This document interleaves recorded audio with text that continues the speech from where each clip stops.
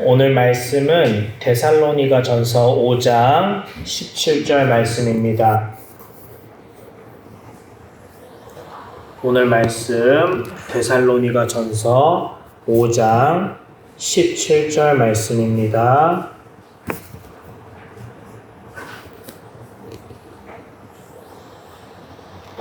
신약성경 333쪽에 있습니다. 우리 한 목소리로 함께 읽겠습니다. 시작. 쉬지 말고 기도하라. 아멘. 제가 많은 고민을 했는데요. 아무래도 직분에 관한 내용을 설교하기에는 다시 생각해보니까 제 몫이 아니구나 라고 생각이 들었어요. 그래서 저는 그렇다면 내 몫을 해야겠다 해서 기도에 관한 내용을 남겨야겠다는 마음이 가장 컸어요. 한때 우리 교회 청소년 아이들을 놓고 토요 예배도 하고 그랬을 때는 기도의 불길이 이렇게 솟던 적이 있어요. 그래서 믿음이 부족한 친구도 저한테 와서 기도 가르쳐 달라고 아주 기도를 가르치는 그런 교회이기도 해요. 제가 기도에 관심이 많아요. 저는 방언을 할 줄 모르고 어떻게 할 줄 아는 게 조용히 기도하는 거나 크게 기도하는 거나 사실 저는 조용히 기도하는 걸 너무 좋아하는데 제가 소리에 예민하니까요. 근데 어떻게 하면은 하나님께서 기뻐하시는 기도를 할 수 있을까? 그거에 관심이 정말 많았어요. 언제부터였냐? 청소년 시기보다는 신학생 때 더 많은 관심이 있었어요. 왜냐면은 제가 밤 10시까지 열람실에서 늘 하루 종일 있어서 토요 예배 설교 준비하고 그리고 학교 과제는 뒤로 하고 그리고 10시가 되면 이 학교 식당 옆에 채플실이 있는데 그 골목에 기도 골방이 있어요. 거기에 1인실 기도방이 있어요. 들어가서 무조건 1시간 제가 딱 정하고 기도하는 거예요. 11시. 그럼 나오면 눈물 막 콧물 다 번복해서 나올 때가 일수였는데 가끔 정말 기도하다가 자고 막 마음이 동하지 않고 이럴 때가 있어요. 그럴 때는 제가 오늘 기도 영빨이 안 받나? 기도 왜 이러지? 그런데 특별히 어느 때 그런 현상이 일어나는지 또는 제가 눈물을 쏟는다 할지라도 이게 진정한 의미로서 하나님께 호소하는 마음으로 운 건지 아니면 쥐어 짜내서 운 건지 이거를 점점 구분을 하게 되더라 이거예요. 그러면서 저는 기도에 관한 많은 책들을 읽기 시작했어요. 그 중에 제가 언젠가 우리 교회에서 기도에 관한 내용을 전달해야 될 때가 온다면 특히 강의로 해보고 싶었는데 못하게 됐네요. 꼭 이 책을 교재로 하고 싶다라는 게 하나 있어요. 그런 교재가 많아요. 기도의 능력이라느니 기도의 심장이라느니 엄청 많은데 다 좋아요. 근데 이거 하나만 전해야 된다라고 한다면 이걸 전하고 싶었어요. 그게 뭐냐면 한 400년 전 기록된 책인데 오늘까지도 기도에 관한 한 고전이에요. 제목은 기도의 영성. 기도의 영성. 저자는 존 프레스톤 목사님, 청교도 목사님 책이에요. 얼마나 이 책이 깊고 예리하고 한지 기도를 잘하고 싶다. 내 신앙의 높낮이 깊이와 상관없이 기도를 잘하고 싶다라고 한다면은 저는 이 책을 추천해 드려요. 쉽게 잘 설명되어 있지만 매우 예리하고 섬세하고 깊기 때문에 하나 페이지를 넘기기가 그렇게 쉽지만 어려울 수 있어요. 내용이 어려워서 안 넘기는 게 아니라 한마디 한마디가 주옥 같아서 생각이 밀려 들어와서 넘어가지가 않는다 이 말씀이에요. 그래서 이 책을 여러분에게 큰 도전으로 나눠드리고 저는 특별히 이 책의 내용을 당분간 좀 전하려고 해요. 그래서 이 설교 시리즈가 부디 우리 오산교회 성도님들의 기도를 온전케 할 수 있기를 주님께서 인도하시기를 간구하는 마음으로 이 말씀을 전달하도록 하겠습니다. 먼저 질문입니다. 하나님은 어떤 기도를 받으실까요? 우리의 기도가 주님께 연락된다고 합니다. 받아들여지는 거예요. 연락, 기도의 연락. 그렇게 되려면 조건이 필요하다고 합니다. 아무 기도나 하나님이 받으시지 못한다고 하는 것이죠. 그럼 연락되는 기도의 조건 4가지를 오늘 살펴볼 텐데, 첫 번째 넘겨주세요. 의로움입니다. 첫 번째 조건은 의로워야 돼요. 자, 한 번 더 넘겨주시면 야고보서 5장 16절 같이 읽어보겠습니다. 시작. 의인의 간구는 역사하는 힘이 큼이니라. 아멘. 기도는 그냥 나 혼자 하나님께 떠벌리고 끝나는 게 아니라 하나님이 응답하십니다. 하나님이 나의 소원을 들으시고 이루십니다. 이게 기도의 핵심 중 하나예요. 역사한다라는 뜻이 그런 뜻이에요. 역사하는 힘이 큰 기도가 있습니다. 역사하는 힘이 없는 기도도 있다라는 겁니다. 그럼 어떤 기도가 역사할까요? 내가 하나님께 기도하는 것마다 받을 수 있게 하는 기도란 과연 무엇일까요? 조지 뮬러 목사님은 5만 번 기도했는데 난 그것들의 대부분이 다 이루어졌다 간증을 하며 살았다고 합니다. 그런데 이게 그 사람만의 이야기가 아니라 성경은 분명 우리 모든 하나님의 자녀들은 구하는 것마다 받으리라고 약속을 하고 있다고 해요. 어떤 기도가 역사하는 힘이 크다라고 하냐면 의인의 기도라고 합니다. 죄인의 기도가 아니라 의인의 기도라고 합니다. 그런데 질문 이상하죠? 성경은 우리더러 의인이라고 하지 않습니다. 우리는 모두 의인이 아니라 무엇입니까? 죄인이에요. 성경 보시면 로마서 3장 10절 기록된 바, 성경이 말씀한 바 의인은 없나니 하나도 없다라고 말씀을 하고 있어요. 그러니까 모두가 죄인이다라는 거죠. 그럼 모두가 죄인이니까 연락되는 기도를 할 수 있는 사람은 아무도 없겠네요? 예, 맞습니다. 사람으로서는 연락되는 기도를 할 수 있는 자가 아무도 없습니다. 그런데 성경에서 연락되는 기도를 한 사람 많은데요, 그 사람이 어떤 심령을 가지고 기도했는지가 중요하지 않겠습니까? 그 사람이 사람의 입술로 기도를 했지만 그들의 기도는 누가 함께하여 도우시는 기도였을까요? 성령님. 예, 하나님께서, 성령님께서, 예수님께서, 삼위일체 하나님께서 그 곁에서 씨름을 함께 해주시고 그의 기도가 연락되도록 이끄셨던 기도예요. 예수님은 뭐라고 말씀하셨냐면 사람으로서는 할 수 없다. 주여, 주님은 한 번에 쫓아내셨네요. 우리가 아무리 기도하고 뭔 짓을 해도 귀신이 쫓아나지가 않아요. 예수님 어떻게 된 거예요? 12제자가 물었습니다. 주님이 뭐라 하셨어요? 사람으로서는 할 수 없는 거 맞아 라고 하셨어요. 사람으로서는 기도할 수 없어요. 우린 기도할 수 있는데요, 이 기도가 연락되지 않는다고요. 사람으로서는. 그러나 뭐라고 하세요? 하나님으로서는. 그러나 하나님으로서는 다 하실 수가 있느니라 라고 예수님이 가르치셨죠. 연락되는 기도의 사람들이 어떤 마음으로 기도를 했는지를 살펴보면 이들은 하나님과 동행하는 식으로 기도를 했다는 것을 발견하게 돼요. 다니엘의 기도, 그가 어떤 심령으로 하나님께 올려드렸나요? 하나님과 동행하는 심령으로 올려드렸어요.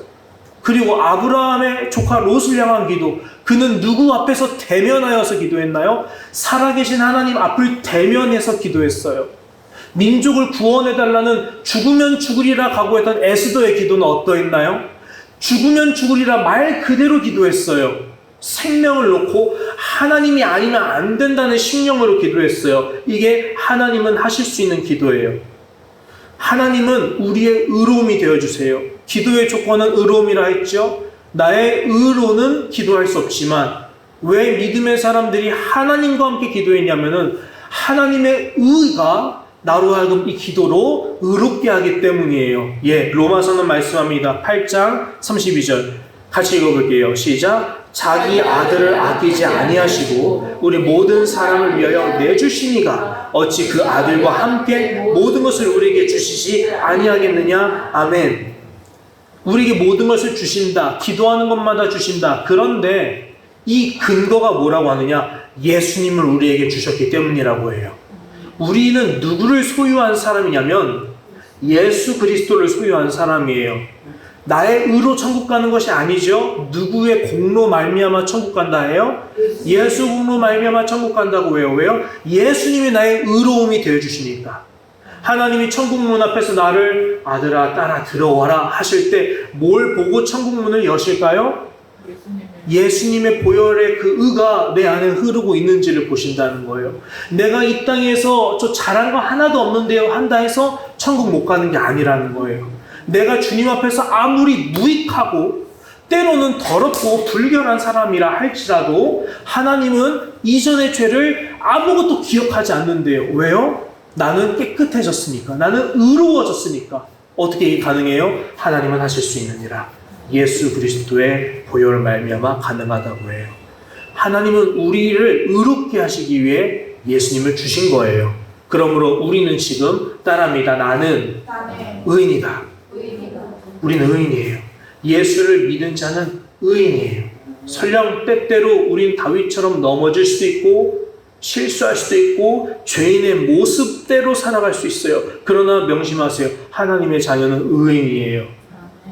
아무리 호흡이 끊어진 상태에서도 하나님의 자녀는 호흡할 수 있는 권세를 받은 자가 하나님의 자녀예요. 하나님이 우리를 가만히 내버려 두시지 않아요. 하나님은 반드시 자기 자녀를 땅끝까지 찾아가서라도 건지시는 양 한 마리를 구원하시기 위해 오신 하나님이세요. 성경은 그렇게 말씀하고 있어요. 여러분, 그러면 다시 의인의 간구는 역사하는 힘이 큼이니라 라는 본문을 생각해 보면 먼저 기도하는 사람이 뭐여야 된다? 의인이어야 된다. 바꿔 말하면 기도하는 사람이 먼저 누굴 믿어야 된다? 예수를 믿어야 기도가 연락받는다. 우리가 기도할 때 마지막에 누구 이름으로 기도합니까? 예수님의 이름. 왜 그렇게 기도하냐면은 내 이름으로 기도하면 하나님이 들으실 수 없어서 그래요. 나는 하나님께 기도를 받을 만한 의로움이 1도 없기 때문이에요. 그런데 누구가 나의 의로움이 되사 나의 기도를 하나님께 연락되게 하세요? 예수님. 그래서 예수 이름으로 기도드립니다라고 우린 진짜 믿고 하는 거예요. 여러분, 다윗이 시편에서 자기 기도가 받아들여지는 이유를 설명한 적이 있습니다. 다윗이 어떤 기도를 하나님이 나의 기도를 연락받으시느냐? 4편 3절 시편 여호와께서 자기를 위하여 경건한 자를 택하신 줄을 너희가 알지어다. 내가 그를 부를 때, 내가 하나님을 부를 때, 내가 하나님께 기도할 때 하나님이 뭐 하시리로다? 들으실 것입니다. 아멘. 하나님이 다윗의 기도를 들으시는 근거는 하나님께서 친히 자기 자신의 영광을 위해서 다윗을 경건한 자로 택하여 세우셨기 때문이래요. 하나님이 다윗을 누구로 택하여 세우셨다고요? 경건한 자를 택하셨다라고요. 다윗은 경건하지 않아요. 다윗은 불의해요. 다윗은 유익하지 않아요. 그는 하나님 앞에 무익해요. 그는 하나님 앞에 충성스럽지 못했어요. 그는 하나님께 불충했어요. 근데 하나님 앞에서 자기는 말해요. 하나님이 나를 경건한 자로 삼으셨고 나를 경건한 자로 택하셨고 그래서 내가 아버지께 기도하는 무엇마다 받으시게 할 줄 내가 믿습니다라고 성경에 기록하고 있어요. 이게 다윗의 이야기가 아니라 오늘 우리들의 이야기이기도 한 거예요. 나에게도 하나님은 동일하세요. 하나님이 내 기도를 들으시는 근거는 내가 착하게 살아서도 아닙니다. 기도를 많이 해서도 아니에요. 내가 눈물을 쏟아서 기도해야만이 아니에요. 하나님이 그저 나를 사랑하시는 마음을, 나를 천하보다 귀하게 여기시는 아버지가 나를 구원하시고 나를 끝까지 사랑하시고자 정하신 하나님의 그 뜻을 이루고자 하시는 하나님의 선하신 뜻, 하나님이 기뻐하시는 뜻, 하나님의 영광, 그거를 위해서 우리를 부르셨다. 그뿐만 아니라 이 뜻을 위해서 그의 아들 예수님을 화목제물로 내어주셨다. 그 대가로 나는 보혈로 말미암아 정결하게 되었고 의롭게 되어서 의롭고 경건한 자로 날 그렇게 택하셔서 세우셨기 때문에 그것 때문에 하나님이 내 기도를 받으시는 것입니다.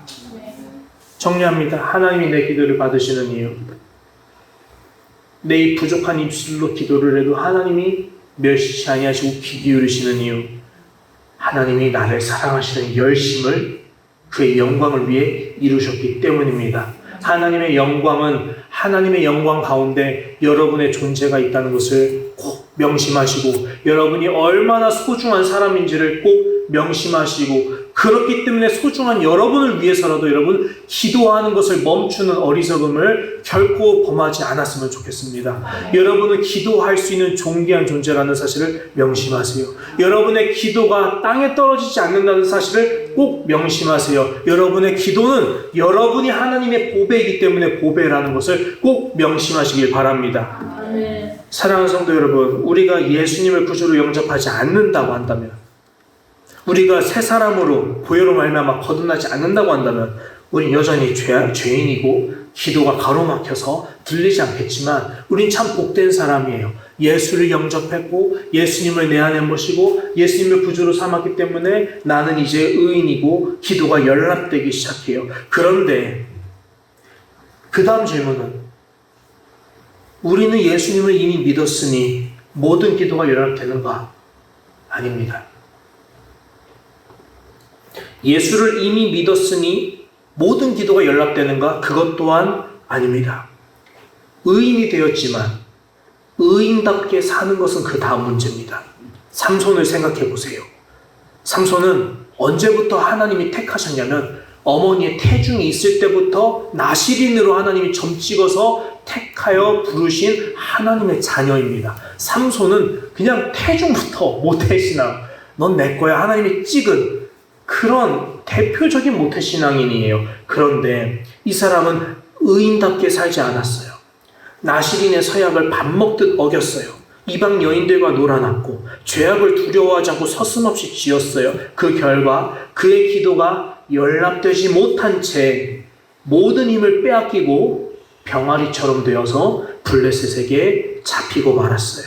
여러분, 우리가 예수님을 믿어서 의인이 되었다 할지라도 여전히 내게 삼손과 같은 모습이 있다면, 매일 주님과 함께 동행하는 삶을 즐거워하면서 살기보다는 여전히 내가 끊지 못하는 특정한 죄 때문에 그 죄를 품고 탐하는 데 정신이 아득히 있다면 그것이 기도를 방해하고 우리로 하여금 하나님의 복의 꼴을 먹지 못하도록 막는다는 성경의 경고를 쉬이 간과하셔서는 안 됩니다. 우리가 습관적으로 품고 행하는 죄들, 또는 습관은 아닐지라도 나에게 치명적으로 내가 강렬하게 사모하는 죄가 있다면 그것은 마치 무엇과 같냐? 가시덤불과 같습니다. 예수님께서 비유를 하셨습니다.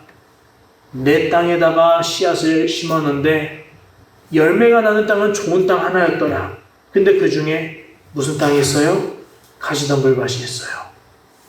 탐심과 욕심이 자라나니까, 정욕을 향한 마음, 죄악을 향한 사모하는 마음이 자라나니까 하나님이 열매를 심으셔도 열매가 나올 수가 없는 구조가 있다더라라는 거예요. 그런데 남의 이야기가 아니에요. 우리들에게 경고하시는 말씀이기도 해요. 가시덤불은 우리의 기도의 근원을 막습니다. 즉 호흡을 막아버리는 거예요. 호흡을 막은 다음에 우리가 숨을 점점 못 쉬면서 힘이 빠질 때쯤 삼손을 결박하듯이 우리를 결박합니다. 소위 죄악에 결박되었다라고 표현을 하지요. 그러니까 우리는 먼저 뭘 해야 되느냐, 이런 경우에 나를 결박하는 죄악의 쇠사슬을 가만히 내버려둬서는 안 돼요. 그대로 있어서는 기도의 능력이 결코 100% 발현되지가 않아요. 반드시 죄의 결박부터 문제를 해결하셔야만 합니다. 그러면 죄에 결박되어도 하나님이 내 기도를 그래도 들으시는데 죄의 결박을 풀고 나면은 우리가 얼마나 더 자유롭게 하나님 앞에서 소통이 원활하게 될지 기대해 보세요. 내가 죄인 되었을 때도 하나님 나를 너무 긍휼히 여기셔서 내 기도를 그래도 들으시는데, 하물며 내가 하나님 앞에서 죄의 결박을 품고 하나님 뜻에 온전히 순종하는 믿음의 사람으로서 활발하게 살아가고 있을 때 내가 기도하는 것마다 얼마나 잘 하나님이 응답하실지를 우리가 기대해 보자고요. 삼손의 기도를 하나님이 들으셨죠. 그의 마지막 때에 한 기도를 들으셨어요. 그러나 삼손이 죄의 결박이 돼 있지 않을 때는 더 많은 기도를 들으셨어요. 다윗도 마찬가지였어요.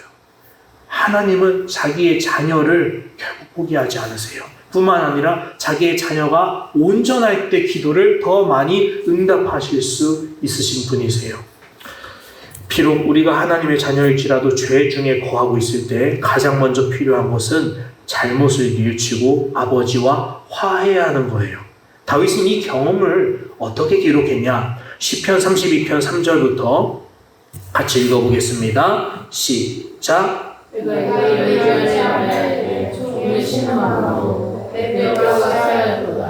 주의 손이 주야로 나를 누르시오니 내 진액이 빠져서 여름 가뭄에 마름같이 되었나이다. 내가 이르기를 내 허물을 여호와께 자복하리라 하고 주께 내 죄를 아뢰고 내 죄악을 숨기지 아니하였더니 곧 주께서 내 죄악을 사하셨나이다. 아멘. 죄 중에 있을 때 다윗은 결국 영혼이 무화가 되냐? 여름 가뭄으로 인해서 완전히 쩍 벌러진 그런 논바닥같이 되어버렸어요.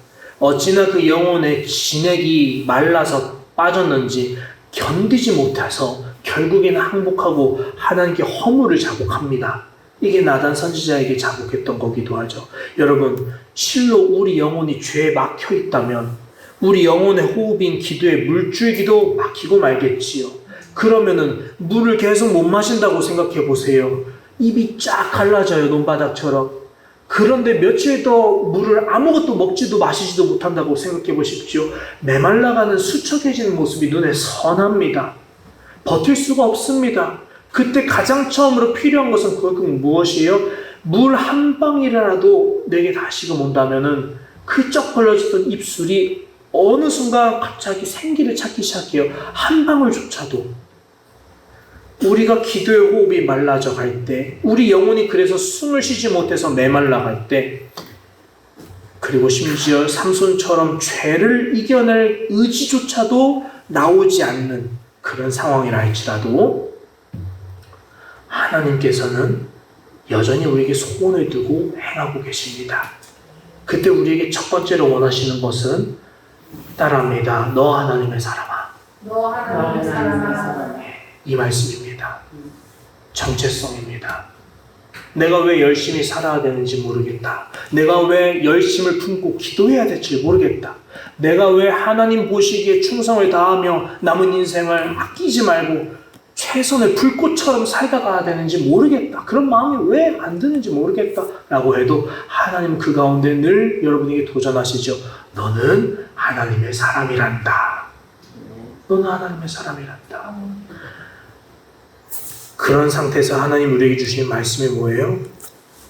나에게 죄를 이길 수 있는 힘을 주시고 있다는 거예요. 그리고 우리도 또한 그 힘으로 다시금 일어서게 된다는 거예요. 중요한 것이 하나 있습니다. 여기에서 중요한 원리인데요. 죄를 어떻게 이기느냐? 죄를 이기는 방법은 그 죄를 이길 수 있게 하는 힘의 원천을 매일 이용하는 거예요. 바로 무엇이냐면은 난 죄를 이제 안 짓겠어. 결심해봤자 또 지을 텐데 정령 죄를 짓지 않도록 힘을 주는 힘의 원천이 없기 때문에 반복되기도 해요. 그럼 힘의 원천이 결국 무엇일까 생각해보면 후회하는 마음이에요. 죄를 정말로 후회하는 마음이에요. 난 다시는 이 죄를 돌아보지 않겠다라고 충격을 받아서 후회하는 마음이에요. 슬피 애통하는 마음을 갖는 거예요. 또 회개하는 거예요. 이 두 가지가 죄를 이길 수 있는 능력의 원천이라는 거예요. 날마다 회개하고 후회할 수 있는 그런 심령은 사실 우리 인생에 쉬 오진 않는 것 같아요. 우리는 그만큼 평안한 삶을 살고 있고 아무 짓을 안 해도 설사 기도하지 않아도 그저 하루하루 똑같은 삶이 반복된다 할지라도 어쨌든 건강하게 살고 있으니까요. 그러나 우리 삶에 정말 내가 후회할 수밖에 없는 그런 회개를 하게 나온 날이 온다면 그제서야 비로소 우리는 매일 죄를 이기기 시작하는 삶이 시작됩니다. 놀랍게도 우리가 평안한 가운데 있을 때는 죄를 쉽게 지어요. 사사기를 보시면 사사기의 백성들도 평상시에 평안할 때는 하나님을 버리고 우상을 택했죠. 죄가 좋으니까요. 그런데 그들이 정말 환난에 닥쳤을 때는 그들은 뭐를 하기 시작해요? 후회하기 시작해요. 우리가 하나님을 떠났더니 결국 이렇게 되었구나. 뼈저리가 후회해요. 그리고 죄를 끊어요. 의지를 다해서 끊는 게 아니라 그냥 끊어져요. 왜냐? 그래야 사니까. 우리들에게 하나님께서 크신 환난을 주시지 않기를 저는 바라요. 평안하고 고요한 가운데서 우리의 신앙생활이 늘 기쁨으로 다가갈 수 있기를 정말 바라거든요. 우리가 평안할 때 잘하시는 지혜로운 사람이 되었으면 좋겠어요. 평안할 때 잘하셔야 돼요. 평안할 때 회개도 할 수 있고, 평안할 때 은혜를 구하고, 얼마나 좋아요. 우리가 그런 사람들이 됐으면 좋겠습니다. 여러분, 우리가 죄를 멀리한 채 거룩하게 살고 있다고 한다면 지금 너무 할렐루야예요. 평안한 가운데서 죄를 싸워서 이기고자 하는 그런 파이팅이 우리에게 좀 있다면 너무 할렐루야예요. 하나님이 너무 기뻐하실 거예요. 그러니까 그 은혜로운 마음으로 살아갈 때 이 마음이 마귀에게 뺏기지 않도록 경계하셔야 돼요. 마귀는 우리에게 심어주신 그 하나님의 한 알의 나다를 어떻게 하면 빼앗아갈까 하고 공중의 새가 와서 쪼아 먹는다고 하죠. 우리 마음을 돌길처럼 자갈밭처럼 그냥 방치하시면 안 돼요. 늘 좋은 밭이 되도록 무장을 하고 쟁기로 내 마음밭을 계속 가르셔야 돼요. 안 가르면 자갈밭이 되고 돌길이 돼서 공중에 새가 와서 하나님이 내게 주신 그 씨앗을 먹고 도망가요. 열매가 안 나온다는 거예요. 그래서 내가 은혜로운 마음이 있을 때 잘합시다. 우리 서로에게 이렇게 권면할까요? 은혜로운 마음이 있을 때 잘합시다. 은혜로운 마음이 있을 때 잘합시다. 은혜로운 마음이 있을 때 잘하십시오. 자, 첫 번째 조건은 그러므로 예수를 믿고 의인이 되고, 두 번째, 의인이 되었다면 죄를 더 이상 가까이 하지 말고 주님의 의로운 사람으로서 살아갈 때 기도의 능력이 역사하는 힘이 큽니다. 두 번째 조건은 뭐냐? 읽어주세요. 따라합니다. 믿음입니다. 성경 다음 야고보서 1장 6절부터 함께 읽겠습니다. 시작. 믿음으로 구하고 모두 의도로 의심하지 말라. 의심하는 자는 마치 바람에 밀려 요동하는 바닷물결 같으니 이런 사람은 무엇이든지 주께 얻기를 생각하지 말라. 두 마음을 금어 모든 일에 정함이 없는 자로다. 아멘. 제가 읽고도 엄청 질리네요. 기도를 할 때는 반드시 하나님께서 이루신다는 믿음이 필요해요. 그리고 하나님께서 이루실 수 없을지라도 일단 기도한다라는 이런 종류의 의심이 없어야 돼요. 의심하는 사람은 마치 요동치는 바다 물결처럼 기도가 들어왔다가 사그라집니다. 한결같지 않다라는 말씀이에요. 비록 그는 진지하게 기도할 수 있어요. 간절하게 기도할 수도 있어요. 부지런히 기도할 수도 있고요. 일정 기간 동안 정해서 놓고 기도하며 하나님께 나아갈 수도 있어요. 하지만 거기까지예요. 그는 다시금 하나님을 신뢰하지 않기 시작해요. 어떻게? 말로는 신뢰한다고 하지만 정작 기도하는 시간보다 염려하는 시간이 더 많아지기 시작해요. 그리고 이내 사그라지는 바다 물결처럼 기도의 영도 식어버리고 말아요. 그래서 의심하는 사람은 뭐와 같다? 요동치는 바다 물결처럼 기도를 할 수도 있지만 사그라지고, 기도를 하고 또 사라지고, 한결같지가 않다라고 성경이 얘기를 하고 있어요. 하나님이 들으시는 기도는 그러면 특징이 뭐예요? 반대예요. 이게 아니에요. 하나님이 들으시는 기도의 특징은 들으실 때까지 계속하는 거예요. 예수님이 비유를 하셨잖아요. 불의한 재판장도 계속 매일 찾아와서 내 이 억울한 사연을 좀 들어주십시오 하는 여인이 맨 처음에 냅둬도 가겠지 했는데 여인이 포기할 줄 모르고 매일 찾아와서 두드리니까 결국 들어줬더라. 이 불의한 재판장도 하물며 여인의 송사를 들어주는데 하늘 아버지실까 뭐냐. 이 가르침을 하심은 끝까지 포기하지 않고 기도하게 하려 하심이더라. 이게 성경의 가르침이에요. 바다 요동치는 물결과 같은 기도는 안 됩니다. 우리는 어떤 기도해야 되느냐? 잠잠하고 고요하고 엄청 뜨겁지는 않다 할지라도 포기하지 않는 쭉 가는 기도. 그게 하나님이 들으시는 한결같은 기도예요. 들어주실 때까지 포기하지 않고 끝까지 가는 기도예요. 하나님이 들어주실 의향이 있다고만 믿는 것이 아니에요. 하나님이 들어주실 수 있지. 이거는 저도 할 수 있고 여러분도 할 수 있고 모두 할 수 있어요. 그리고 이 마음으로 기도도 할 수 있어요. 하나님이 들어주실 수도 있으니까 일단 기도해보자. 할 수 있어요. 그런데 하나님이 기뻐하시는 기도의 마음은 뭐냐? 아니요. 의향만 있다라고 믿는 것이 아니라 하나님은 들어주실 수 있습니다 라고 굳게 붙들고 믿는 기도예요. 의심하는 기도는요, 하나님의 선하신 의향만 믿고 기도해요.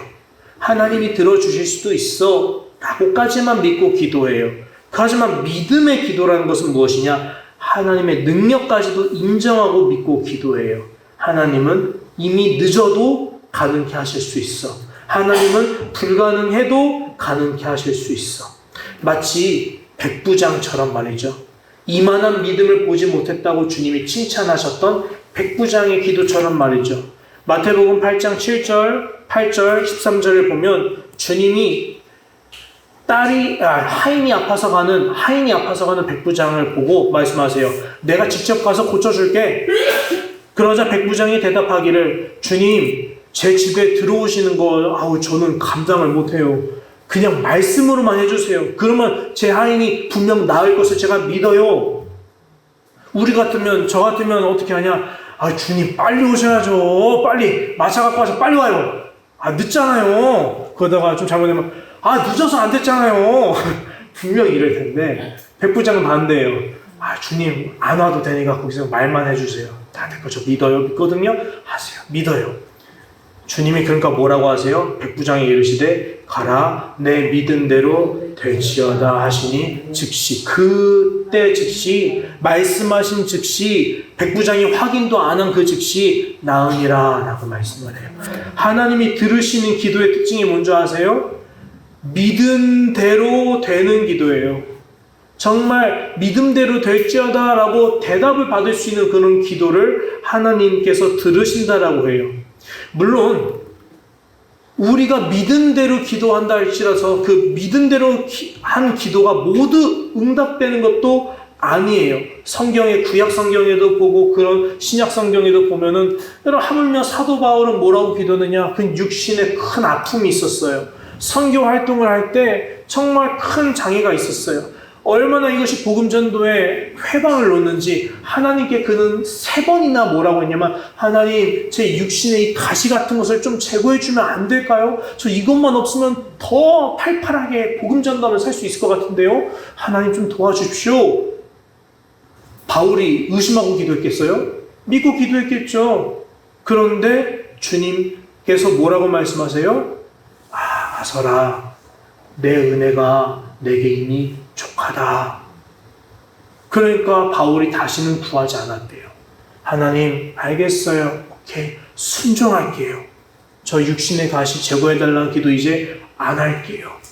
하나님 제 약한 가운데서 더 하나님이 강하게 역사하신다는 뜻이죠? 그러면 이것조차도 저 영광으로 알고 받아들일게요. 이랬다라는 거예요.